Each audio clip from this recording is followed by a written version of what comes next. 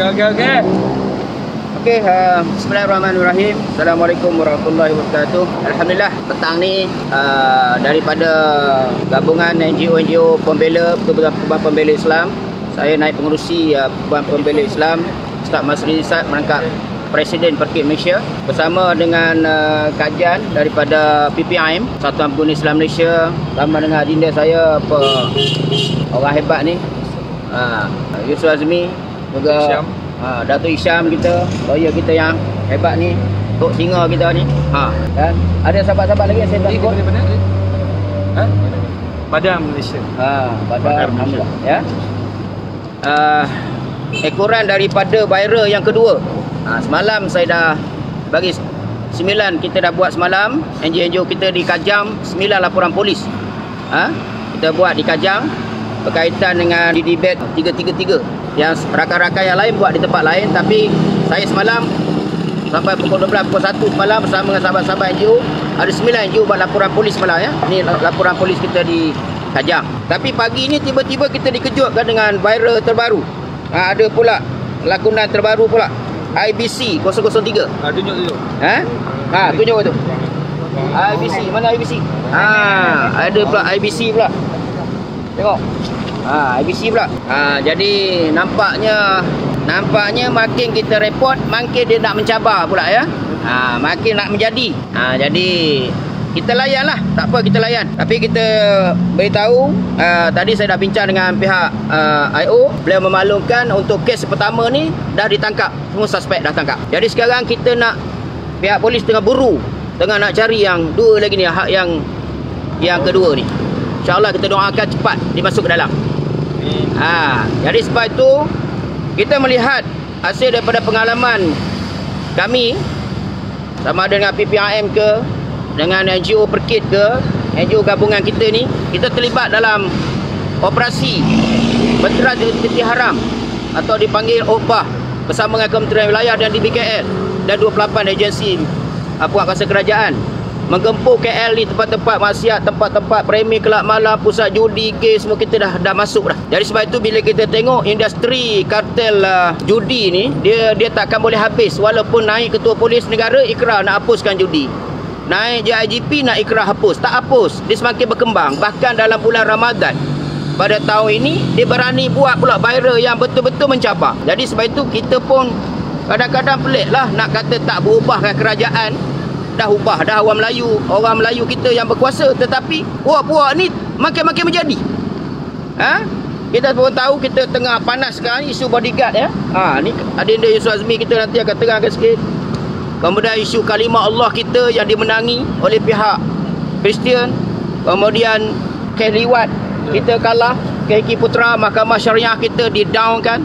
Begitu juga dengan isu penghinaan di bulan Ramadan ini, dengan sahabat kita nak berpuasa pun kena belasah, Tuhan kita pun kena game. Dia tanya pula. Dia boleh game lagi Tuhan kita. Ini sudah lebih lah. Begitu juga dia main game judi pula. Sekarang dia buat pula lakonan yang jadi baruanya budak-budak Melayu ni. Budak-budak Melayu yang jenis apalah dia punya akal pun kita tak tahulah. Dia tak boleh nak fikir ke? Takkanlah dia kata dia tak tahu skrip pula. Setiap orang nak pergi mesti kena baca skrip dulu. Kalau dah tahu benda tak betul, break lah. Ini kata profesional pula, profesional jadah apa buat kempen judi. Ini semua jenis tak ada akal. Budak-budak ni kita showkan, masuk kat Perkit lah, kita bagi 2 tahun ke pemulihan. Kita bagi psycho, bagi betulkan balik, buat rawatan betulkan balik. Sebab pemikiran dia orang ni rasa tak berdosa dengan benda-benda gini. Ini macam rasa tak rasa bersalah. Dia main cakap macam salah biasa. Jadi dia tak tahu seluruh umat Islam terguris. 20 juta umat Islam dalam negara ni tak tenang buat ibadat, terguris, sakit hati, marah dengan peristiwa-peristiwa yang menghina Islam, menghina agama, menindas, menzalimi umat Islam. Kes bodyguard, menjatuhkan, memaruah dengan kalimah Allah dimenangi oleh pihak yang bukan Islam. Kemudian dari segi sudut penghinaan sampai ke tahap judi online, buat pula lakonan dengan viral anak-anak Melayu yang dipergunakan untuk kempen bagi perjudian online. Sebab itu kita melihat ini semua Allah nak zahirkan bala yang Tuhan turun dengan susahnya Covid ni patut dah cukup dah mengisahkan kita. Tetapi nampaknya dah 2 kali pun cocok vaksin pun ada lagi kena Covid. Ada lagi. Ini bukan nak kata siapa-siapa kan dia kata kita marah ni anti vaksin pula dah. Tapi nak ceritakan maknanya kalau Tuhan nak bagi bala tu kita ikhtiar boleh, tetapi jangan mengatasi kuasa Tuhan. Tapi sekarang Tuhan ni dah dicabar. Kalau I berhenti you punya Tuhan boleh bayar gaji tak? Kalau I tembak you punya Tuhan boleh tolong tak? Ini sudah lebih. Dia nak main-main kita punya Tuhan. You siapa? Dia sudah lebih. Jadi sebab itu kita nampak isu ini kalau dulu zaman Tok Mahathir ada lagi ISA, paling kurang 6 tahun sumbat terus. Masalahnya orang tak bersalah duduk. Tim-tim kita dulu sikit je silap, ulama kita silap, sumbat ke dalam, tangkap tak ada bicara, terus masuk ke dalam, termasuk aku. Tapi masalahnya sekarang ni tak tahulah apa dia punya protection undang-undang kita sampai makin galak menjadi pula. Dulu kita ingat 22 bulan DAP je buat ganas benda ni. Tiba-tiba DAP dah tak merentah negara pun jadi lebih-lebih pula lagi. Jadi sebab itu kita nak nampak perkara ni kita tidak boleh biarkan. Rakyat sedang menilai PRU 15 dah hampir tiba. PRU 15 dah hampir tiba. Saya ingatkan kepada pemimpin kerajaan, rakyat sedang menilai prestasi anda semua. Jadi kalau dulu kami naik ke pemimpin kerana agama, bangsa dan tanah air, tu yang kita gelombang daripada Kelab Sultan Sulaiman sampai ke Dataran Merdeka, Lautan Manusia, sampai ke Istana Negara. Tetapi agenda Abata ini seolah-olah dah dilupakan. Arwah Adib, mana arwah Adib punya pembelaan? LTTE, mana pendakwaan? Donzong yang menghina Tuan Jawi, mana tindakan? Kita lihat kes demi kes berlalu begitu saja. Yang pasti kerajaan bertukar. Anda semua yang berdemo bersama dengan kami sekarang sudah jadi menteri, sudah pegang jawatan besar, gaji puluhan ribu. Sekarang waktu buktikan. Kami tetap jadi bukan pembangkang, tetap menjadi NGO lah, check and balance. Siapa pun naik kerajaan, kami akan macam ni lah keadaan kami. Tetapi jangan pergunakan agama. Pergunakan kami tak apa, kami tahan lagi. Tapi jangan pergunakan agama untuk anda naik. Lepas daripada itu anda lupa tanggungjawab untuk membela agama. Ini melampau. Kalau anda lupa membela kami NGO ni, tak apa lagi, kami boleh bersabar. Tapi janganlah agama dah diinjak, dihina, kita jadi setan bisu. Kita senyapkan. Dah tak ada taring lagi. Mana maruah kita? Mana hebat kita yang dulu-dulu? Jadi sebab itu bagi kita, Allah menguji kita ketika kita berkuasa. Sekarang saya nasihat dan juga saya beri peringatan kepada saudara-saudara saya yang dah berada di atas, tolong perhatikan. Kita dah seperti di zaman 22 bulan. Bahkan penghinaan di bulan Ramadan seperti ini kerana kegagalan kita menyekat perkembangan industri judi, sama ada yang berpremis atau yang online, kita masih lagi tidak kuat. Bahkan masalah integriti dan rasuah berleluasa di dalam semua institusi penguatkuasaan. Bahkan PDRM sendiri pun berapa ramai pegawai yang telah dibeli dalam kes Datuk Niki dan sebagainya. Menggambarkan kita sedang berada dekat tenat. Jadi kalau industri arak, industri judi, industri pelacuran, industri maksiat ini dibela, mereka kaya, mereka boleh beli pemimpin, mereka boleh beli penguatkuasa, mereka boleh beli orang politik, mereka boleh beli. Jadi bila mereka dah boleh beli, wang segala-galanya. Itu yang bila wang ada, you punya, kalau saya berhenti you punya kerja, Tuhan boleh bagi wang tak? Dia nilai dengan duit. Ini sekarang, dunia sekarang berlakon pun. Berlakon untuk industri judi online. Dia kempen, dia sanggup pakai songkok baju macam orang Melayu, berlakon dengan muka tak malunya mempromosikan judi. Inilah Melayu-Melayu yang jenis era yang terkini. Bagi habuan duit sikit, habis iman, tak ke mana. Jadi sebab itu kita mengingatkan, di atas pengalaman kita mencegah muka ni dah puluhan tahun, pengalaman kita bergelut dengan orang yang terlibat dengan judi, sama ada pengalaman dalam PPRM-nya, pengalaman dalam perkit merawat kes macam-macam, masa-masa judi, masa ketagihan arak, masa macam-macam, melakukan jenayah punah ganah masyarakat. Jadi saya beri peluang pada sahabat saya ni yang kena tangkap dulu kerana isu judi Polis tangkap adinda saya ni. Bagi statement sikit adinda saya. Bismillahirrahmanirrahim. Assalamualaikum warahmatullahi wabarakatuh. Terima kasih kepada kekanda saya, Ustaz Mazrizi, yang selalu sentiasa ada bersama saya saat kita memerlukan. Dia yang penting tu, sahabat tu, abang tu, saat kita perlu, saat dia ada tu yang paling penting. Juga Tok Singa, kekanda Datuk Syam, kepada persatuan abang kita semua. Dan kita yakin hari ini isu yang kita nak bawa ni adalah isu serius. Seluruh Malaysia, saya yakin bukan saja NGO, mana-mana saja masyarakat yang beragama Islam pasti tersentuh. Dan saya yakin hari ini banyak yang telah membuat laporan polis di seluruh Malaysia. Walaupun bulan Ramadan ini kita menahan lapar dan dahaga, tapi perkara yang paling kita sakiti hari ini adalah kita sedia maklum kemenangan bagi orang Islam ini apabila tiba Hari Raya Aidilfitri di ambang malam terakhir di bulan Ramadan, iaitu esok kita nak merayakan Aidilfitri. Jadi saya tak tahu ini buat kali pertamanya berlaku di negara kita. Semalam kita telah menerima aduan di Persatuan Pengguna Semboyan Malaysia daripada masyarakat sendiri berkaitan dengan judi iklan online, yang di mana telah mempromosikan bahawa judi iklan Hari Raya Aidilfitri. Maksudnya ia kaitkan bahawa keperluan ataupun boleh cuba nasib untuk mendapatkan duit raya dengan judi iklan Hari Raya Aidilfitri. Jadi pagi ni belum sempat, malam tadi pagi ni saya terima lagi satu lagi aduan berkenaan dengan apps IBC 003 Hari Raya Berkaya. Saya nak tahulah, miskin sangat kalau orang Islam di negara kita yang sehingga hari ini kita dihina sebegitu rupa. Tahu tak, judi ni secara jelas saya tidak mahu menyentuh segelintir kecil masyarakat Melayu yang bermain judi, itu urusan mereka. Tetapi ini kita nak bercakap berkaitan dengan bulan Ramadan, bulan yang mulia, yang sudah pasti menjadi bulan kemuliaan bagi umat Islam di seluruh Malaysia. Macam mana boleh ada promosi yang kaitan konon-kononnya orang Islam kalau nak beraya boleh cuba nasib dengan perjudian? Sudah jelas, saya tak tahu sama ada anda semua ni pergi sekolah tak pergi sekolah. Pertama, kena tahu rukun negara. Dan kena tahu ni rukun negara pasal anda duduk di negara Malaysia. Kita dah bagi tahu negara Malaysia ni ada undang-undang. Anda kena menghormati rukun perlembagaan undang-undang.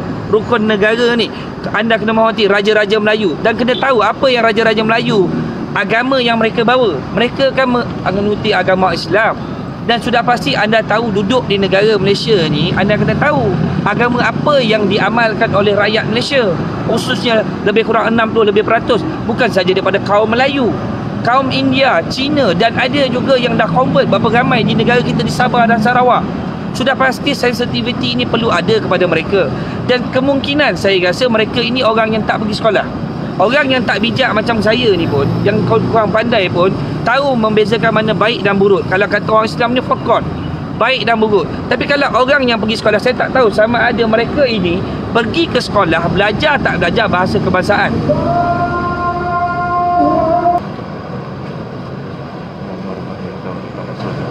Saya sambung sikit lagi ya. Saya tak tahu sama ada benda ni perlu saya berulang kali. Dan saya rasa sewaktu kita pergi sekolah dulu, mungkin ada mereka yang buat perkara ini yang mungkin tak ada pemikiran. Sewaktu kita setiap pagi, hari Isnin pagi tu, kita akan baca rukun negara. Yang pertama, kita akan kata kepercayaan kepada Tuhan. Ya, maksudnya ada kepercayaan, belief on God. Maksud percaya kepada Tuhan.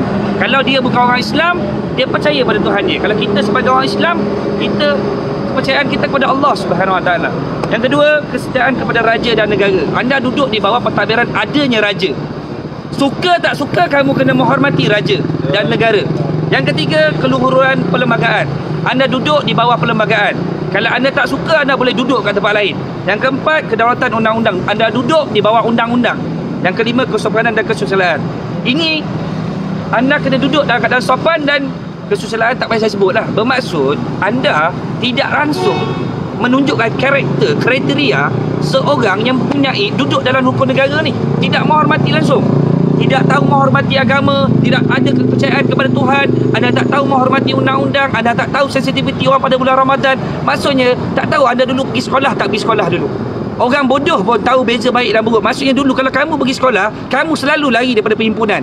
Dan kemungkinan kamu dulu jumpa cikgu di sekolah kebangsaan ni, ada cikgu Melayu, ada cikgu Cina, ada cikgu India. Mereka mengajar adab yang tinggi.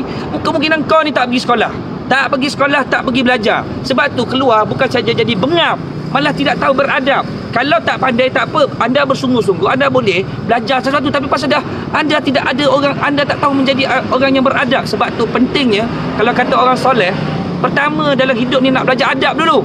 Yang kedua adab juga, yang ketiga adab, yang keempat baru ilmu. Masalahnya kamu ni dah lah adab tak ada, ilmu memang pakai tak ada langsung. Jadi saya lihat benda ini kalau berterusan, kita mempunyai apa ni, ikon, kita gelarkan dia ikon lah, ikon kebodohan yang begini ada di negara kita, maka kita akan hidup dalam keadaan masyarakat majmuk yang semakin hari kita melahirkan masyarakat yang kotor dan najis. Ini adalah masyarakat kotor dan najis. Sebab apa? Sehingga tidak tahu bagaimana menghormati masyarakat Islam di negara kita. Ini saya tak tahu. Apa punya haprak punya manusia ni yang tak ada fikiran. Dan mereka-mereka yang berlakon ni pun kadang-kadang memegang watak. Janganlah bohong kita. Kalau nak berlakon ni kena ada skrip. Macam saya tak pernah pergi berlakon. Saya pun pernah pergi berlakon belakang tabir lah, kan? Maksudnya ada skrip, ada tawaran, ada kontrak.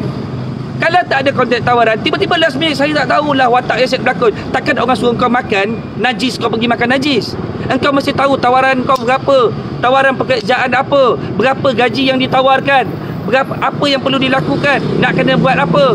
Takkan kamu tak tahu, tiba-tiba last minute kata tak ada. Saya mohon kepada PDRM yang saya hormati, sahabat-sahabat saya, Tan Sri IGP, saya mohon kepada Kementerian Dalam Negeri, mohon perhatian. Benda ini ada benda yang sangat penting, serius. Dan saya mohon juga kepada pemimpin-pemimpin negara, tolong buat kenyataan, tolong bagi tekanan. Saya mohon kepada KSN pun tengok benda ni bukan benda main-main. Kan kita kalau perkara biasa-biasa kita boleh lagi minta ampun, masih lagi boleh toleransi. Ini melibatkan bagaimana mereka boleh mewatakkan satu lakonan yang hari ini seolah-olah kita ni pengemis, sehingga dia kata tak ada duit, keluar wallet tak ada duit. Tiba-tiba buka je gadget apa, beruk apa ni, 3G apa, G apa benda G apa, 333 dapat duit. Tiba-tiba boleh balik kampung, boleh beli baju raya anak, beli baju raya, kereta baru. Ini apa benda ni? Ini apa bendakah? Satu apa ni, saya nampak orang yang tak ada otak dan tak ada perasaan langsung, tidak ada mempunyai perasaan. Dan saya harap janganlah kita jadi pengemis negara kita sendiri. Ini tanah kita. Seberapa banyak tanah pun mereka beli, itu urusan mereka, tapi tanah ni tetap milik kita. Jangan kita dijajah di bumi kita sendiri. Sehingga hari ni, dulu saya waktu kecil-kecil pun sekolah, hidup saya dengan kawan-kawan saya bangsa Cina, India, tak ada masalah. Sampai hari ni pun saya berjiran dengan Cina, dengan India pun tak ada masalah. Tapi kerana longkang manusia yang macam ni, kerana ada ikon najis yang sebegini, menyebabkan rakyat Malaysia hari ni akan dilahirkan generasi demi generasi membenci kepada negara, undang-undang negara, membenci kepada perlembagaan undang-undang, membenci kepada raja-raja Melayu, membenci pada agama yang kita bawa. Ini yang jadi masalah. Saya harap ini jangan kita buat ini perkara mudah. Saya faham polis di Raja Malaysia buat kerja mereka, tapi bahagian undang-undang tolong saya mohon, dan kita mohon daripada Biro Undang-Undang Semboyan, tolong hantar pemerhati, dan juga kalau daripada pembela tolong hantar pemerhati untuk melihat benda ni supaya mereka diambil tindakan. Bukan saja pada pelakon-pelakon ni, mungkin dibayar, ini kemungkinan mereka mempunyai kekurangan fikiran, kita tak tahu apa sebab, tapi kita nak tahu siapa dalang, siapa yang menggajikan mereka, siapa yang membayar mereka, yang mendapatkan kontrak ni. Kita minta kepada pihak polis tolong buat siasatan dan undang-undang jangan berat sebelah. Kita mohon benda ini secara terbuka. Ini melibatkan sensitiviti. Percaya saya, hari ini kalau mereka boleh berani menghina Islam sebegini rupa, janganlah. Saya berani cakap lah, dan saya mohon benda ni tak nak keluar daripada mulut orang Islam. Tapi anda semua fikir sini, kalau satu hari nanti kita sampai satu masa kita tak boleh baca Quran lagi, kita dah tak boleh nak solat, kita masjid sekarang pun musim Covid, kita pun sedia maklum dengan kena jaga jarak dan sebagainya, kita patuhi semua. Tapi masalahnya jangan sampai satu masa ni kita dapat hari ni ada juga laporan azan pun orang komplain. Di mana? Di Ceras. Kita bukan mengemis negara kita. Kita duduk di negara Malaysia, pasal apa kita nak mengemis? Kita nak bunyi azan macam mana sekalipun, kita tak pernah tanya kalau ada orang buat Orang buat macam mana bangunan dia, tinggi mana, kita menghormati. Mana-mana agama yang ada di negara kita, kita hormati agama Kristian, hormati agama Buddha, Hindu dan sebagainya. Tapi kenapa tiba-tiba kita laungkan azan yang sudah daripada dulu lagi kita laungkan azan, benda ni takbir yang tak ada masalah, tiba-tiba ada orang kata you boleh kurangkan sedikit itu azan. Kacau lah orang mau tidur. Mangkuk, kau tak suka dengan azan, kau jangan duduk dekat Malaysia. Ini negara ni dah lama, daripada azali lagi kita laungkan azan. Kalau kau tak suka, kau boleh keluar daripada negara ni. Kita ni kadang-kadang boleh nak jaga mulut, tapi kadang-kadang orang gila, kata Ustaz Mazizi, kena biar orang gila yang ajar, kata. Orang gila kena dengan orang gila. Pasal kalau orang baik jumpa dengan orang gila tak boleh. Pasal apa? Orang baik dia bagi minum cawan kopi. Jadi kena hantar orang gila dengan orang gila. Jadi kalau cakap dengan orang bodoh yang macam ni, bingai yang macam ni, tak ada otak, tak ada fikiran, tokoh kepada kebodohan, patut kita memang kena ajar dengan bahasa-bahasa yang tidak punya adab juga kepada mereka ni. Saya sedikit saja, saya insya-Allah bagi Tok Singa sikit. Sudah tu. Alhamdulillah. Bismillahirrahmanirrahim. Assalamualaikum warahmatullahi wabarakatuh dan salam sejahtera. Alhamdulillahirabbil alamin wassalatu wassalamu ala asyrafil anbiya'i wal mursalin wa ala alihi wa sahbihi ajma'in. Pertama sekali saya hormati guru saya Ustaz Mazizi, sahabat saya Ustaz Ni, Datuk Syafiqi, sahabat baik dan semua sahabat-sahabat dan juga penonton-penonton. Jadi alhamdulillah, ni yang kali kedua tadi. Hari ni yang kali kedua saya datang sini. Tentang isu judi online ni. Tuan-tuan, seperti yang mana saya bagi tahu, tuan-tuan, kita berpuasa adalah berjihad melawan nafsu. Dan Allah Ta'ala memberikan satu hari kemenangan, itu hari raya.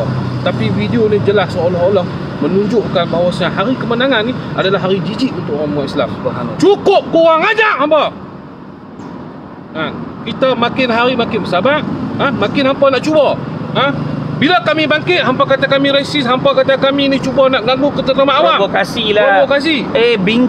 Bingai dia orang ni. Bila dia orang buat, tak ada apa. Tak ada apa. Tapi siapa yang cucu api? Siapa yang nak mulakan perkauman ni semua? Siapa yang nak memulakan isu-isu agama ni? Saya tanya. Kalau kamu tak mula, kami pun tak belah. Kami Islam tak ajak nak kacau agama orang. Lakum dinukum waliyadin. Agama apa? Agama kami. Mampu pilih apa nak buat macam mana pun. Isu lawan azan. Lepas tu isu yang mana? Yang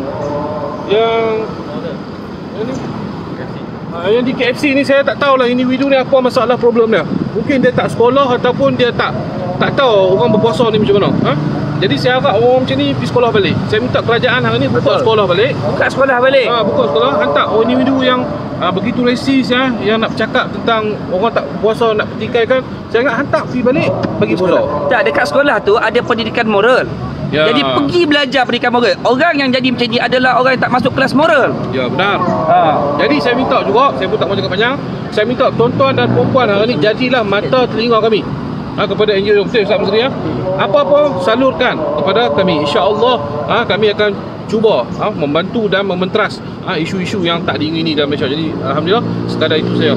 Bismillahirrahmanirrahim. Assalamualaikum dan salam sejahtera kepada semua masyarakat Malaysia. Pokok dalam isu ni adalah satu, berlakunya promosi judi. Judi itu sendiri sekiranya tidak berlesen telah melakukan satu kesalahan bahawa akta rumah judi terbuka. Itu poin nombor satu. Maknanya satu kesalahan melakukan perniagaan judi tanpa lesen itu satu perniagaan. Yang kedua, mempromosikan secara terbuka. Itu isu yang kedua. Dah lah salah, tak ada lesen, mempromosi pula. Yang ketiga, yang lebih durjana dan tak masuk akal, yang tak boleh diterima relevan dia, dipromosikan pada bulan Ramadan. Itu kemuncak segala kegilaan lah. Satu, dah mengendalikan perjudian tanpa lesen, dah melakukan satu kesalahan. Mempromosi pula secara terbuka melalui Facebook kepada seluruh rakyat masyarakat Malaysia. Tak kira lah bangsa, terutamanya dalam bahasa Melayu Islam ni lah. Yang ketiga ni yang paling durjana, yang saya tak boleh masuk akal. Dalam banyak-banyak bulan, kenapa yang dia pilih bulan Ramadan ni? Kenapa? Adakah dia sakit hati sangat di bulan Ramadan ke? Senakal-nakal manusia, sejahat-jahat orang, dia nakal lah 11 bulan. Bila sampai bulan Ramadan ni, umumnya semua orang akan bubuh kepiah. Yang mana yang rambut pang pun dah start pakai kepiah. Yang mana yang rambut merah pun dah start lah pergi pakai kepiah, pakai kain pelekat pergi masjid. Soalan saya, kenapa dia pilih bulan Ramadan? Ini isu yang menyakitkan hati. Kita pertama sekali kita mengucapkan ribuan terima kasih kepada pihak PDRM. Pada saya secara terbuka saya mengucap terima kasih kepada pihak polis kerana telah melakukan tindakan yang sangat proaktif, yang sangat laju dan cepat. Itu kita perlu beri kredit dan kita mengucapkan syabas kepada pihak polis kerana memahami sensitiviti umat Islam dan memahami konsep undang-undang. Kita bagi kredit, full kredit, salute kepada pihak PDRM dalam tajuk ni. Itu poin nombor kedua. Kita cuma minta supaya siasatan ni berlaku dengan cepat dan sekiranya ada kesalahan maka individu yang terlibat perlu didakwa. Kerana kes ini sekiranya tak dapat dibendung, dia akan menyakitkan banyak pihak, terutamanya masyarakat Islam. Kita di NGO tidak menafikan peranan polis. Peranan polis macam saya cakap tadi terbaik. Cuma kita di NGO menggunakan cara demokratik untuk menyuarakan rasa kita. So kurang-kurangnya kita bersuara hari ini, kita boleh menjawab di hadapan Allah SWT. Kita telah menyampaikan rasa protes kita. Kita tidak dilihat sebagai syaitan bisu yang berdiam diri apabila ada elemen-elemen tajuk-tajuk yang berkaitan dengan agama Islam, puasa, Ramadan, perjudian dihina dan dijadikan bahan jenaka. Kita menyatakan secara terserius kita tidak bersetuju dan sangat-sangat terusik hati kita apabila promosi perjudian dikaitkan dengan Hari Raya Aidilfitri, hari yang mulia, dikaitkan pada bulan Ramadan. Itu poinnya. Kami hati-hati NGO yang ada sangat terusik. Walaupun kita terusik, walaupun kita sakit hati, kami tidak melakukan kekerasan. Kami tidak melakukan retaliation jenayah. Kami tidak melakukan perkara-perkara yang mungkin negara-negara lain lakukan, seperti tindakan menangkap ataupun melakukan kekerasan. Kami melakukan tindakan demokratik dengan membuat laporan polis. Kalau benda ni jadi kat Zimbabwe macam mana tu? Saya tak tahu kalau kat Zimbabwe ke dekat mana Sudan ke, saya tak tahu. Cuma di Malaysia kita masyarakat yang terpelajar, memahami konsep undang-undang. Kita melakukan laporan dan kita melakukan secara demokratik dengan memprotes. Sekurang-kurangnya masyarakat tahu bahawa orang Islam tidak berdiam diri dalam perkara-perkara yang melibatkan kemungkaran. Terutamanya kalau kemungkaran itu dibuat secara terbuka. Kalau kemungkaran secara terbuka dibuat, maka kita perlu melarangnya secara terbuka. Itu dia punya kaedah dia. Kalau kezaliman tu diam-diam tak apa, tapi ini terbuka. Ya, betul. Terbuka, maka kita NGO secara terbuka menyatakan protes kita melalui laporan polis. Dan kita nak menyeru kepada semua masyarakat Islam, nombor satu, macam Tok Singa cakap tadi, menjadi mata dan telinga kepada apa-apa unsur-unsur yang cuba nak menjejaskan keharmonian agama, untuk datang membuat laporan. Nombor satu. Nombor dua, berani untuk melarang. Jangan tengok ada perkara-perkara yang boleh menjejaskan agama kita, kita semua diam, takut, tak berani. Semua orang kena berani supaya agama kita tidak dihina. Berani mengikut undang-undang, bukan berani pukul. Berani melarang. Melarang tak salah. Larang kalau adanya mana-mana penghinaan terhadap agama. Kalau dia buat penghinaan di depan-depan, kita larang dia berdepan-depan. Jangan ada yang takut, jangan ada yang malu. Ini bumi kita, ini adalah negara kita. Kita selagi mana kita mengikut undang-undang, kita tidak perlu takut. Kita menjalankan apa yang Allah suruh, mencegah kemungkaran, menyuruh pada perkara yang makruf dan mencegah pada kemungkaran, terutamanya kepada kemungkaran, dan dibuat secara terbuka. Saya menyeru semua pihak yang ada untuk sama-sama kita bersatu untuk memelihara kesucian dan keharmonian agama Islam ini. Wabillahi taufiq wa hidayah. Assalamualaikum warahmatullahi wabarakatuh. Terima kasih kepada sahabat-sahabat semua yang telah memberikan pandangan. Apa yang saya nak concludekan ialah sahabat-sahabat yang berada, yang belum buat report polis lagi, tolong buat report polis. Saya difahamkan malam ni ada lagi satu tim di Kajang akan buat. Saya minta di seluruh negara, gerakan pejuang-pejuang fisabilillah, bata agama bangsa dan tanah air, buat report di mana-mana balai. Terus, sebab saya jangkakan selepas ni ada serangan lagi, ada lagi benda dia akan timbulkan. Sebab baru sangat lagi kes bodyguard tu. Ya, betul. Kes kalimah Allah baru sangat. Kita menyambut Ramadan dengan kesedihan, kes kalimah Allah kita kalah. Kita menyambut dengan keadaan kes Iki Putra menang, kes liwat. Kita kalah dari sudut undang-undang. Kita kalah sudut undang-undang dah. Kemudian tiba-tiba kita kalah pula secara fizikal dan emosi dalam kes bodyguard. penghinaan kepada Tuhan kita, dan kemudian kita lagi dihina dengan video-video begini. Dan saya ingat sikit lagi esok tak apa benda lagi menjelang hari raya ni, dah lah kita stres dengan Covid ni. Yang mati kena cocok pun dah letih nak menjawab dah tu. Dulu belum cocok lain cakap, sekarang dah kena cocok, dah mati lain cakap. Jadi sebab itu dalam keadaan sekarang ni kita bukan anti, kita nak jaga keselamatan. Kita kumpulan pro safety, bukannya anti, pro safety, nak jaga keselamatan. Jadi sebab itu dalam isu ini ialah bila mana berlaku saja bantahan seperti ini yang bertubi-tubi dalam keadaan stresnya umat Islam dalam keadaan ekonomi yang tak tentu arah, pengangguran dengan Covid yang kena perintah berkurung, balik raya pun tak tentu arah, belum dapat, tak dapat lagi, dah jumpa mak bapak lama tak jumpa. Jadi semua itu memberi tekanan. Jadi tekanan ini kalau ditambah sembah lagi dengan minyak, dengan perbuatan-perbuatan provokasi seperti ini, dia akan meletup. Jadi kalau kerajaan boleh bertegas dalam isu Covid, dalam isu ni 10,000, ngapa dengan isu ni kita tak boleh bertegas? Tegas betul-betul lah. Jadi sebab itu akhlak, tengok ada anak-anak muda Islam, mereka masih tinggi akhlak mereka, dan walaupun mereka marah pun mereka tak terbabas, masih terkawal, sebab mereka ada iman, mereka ada guru, ada ulama yang memimpin mereka. Itu hebatnya Islam. Ini akhlak Islam.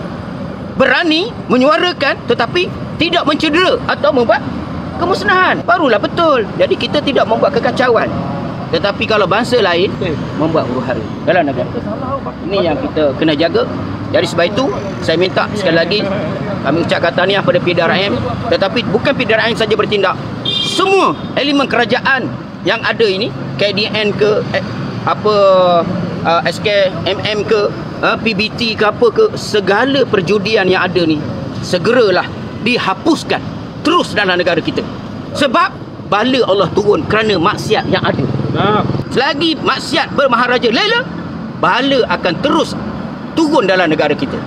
Jadi kesalahan siapa? Kesalahan mereka yang ada kuasa. Maka bila kita menyalahkan kerajaan, kan kerajaan kata kita menyalah, bukan. Tetapi kamu ada kuasa, kamu boleh hapuskan kalau kamu nak. Sebagaimana dalam isu kuat kuasa SOP Covid, kamu boleh tunjuk ketegasan, kamu ada kuasa. MKN ada kuasa. Kenapa dalam isu penghinaan dan isu nak menghapuskan maksiat muka ni kita tak ada kuasa? Jadi ini rakyat sedang menilai. Tetapi saya ingatkan sekali lagi, kalau kerajaan gagal mengubah ini menjelang PRU 15, akan berlaku kita panggil protes daripada rakyat yang tak terkawal. Saya jangkakan kerajaan tidak siapa boleh kata dia boleh menang, sebab rakyat dah mula cerdik, mereka dah mula nampak, dan mereka akan buat hukuman untuk mereka yang mereka rasakan perlu dihukum menjelang PRU 15 nanti. Allahu Akbar. Jaga. Allahu Akbar. Kuasa itu hanya pinjaman dari Allah. Allahu Akbar. Kuasa itu hanya pinjaman dari Allah. Kuasa itu hanya pinjaman dari Allah. Allah boleh beri, Allah boleh tarik bila-bila masa. Dan kuasa itu pinjaman daripada rakyat seperti kami yang mengundi, rakyat NGO seperti kami yang mengundi, rakyat Marhan yang mengangkat. Jangan terlalu ingat, selesa. kalau kamu lupa Allah, kamu lupa jasa kami yang menaikkan kamu biarkan maksiat berleluasa, biarkan agama dipijak-pijak, kamu naas dalam PRU 15 nanti. Takbir! Takbir! Allahu Akbar! Takbir! Allahu Akbar! Masih.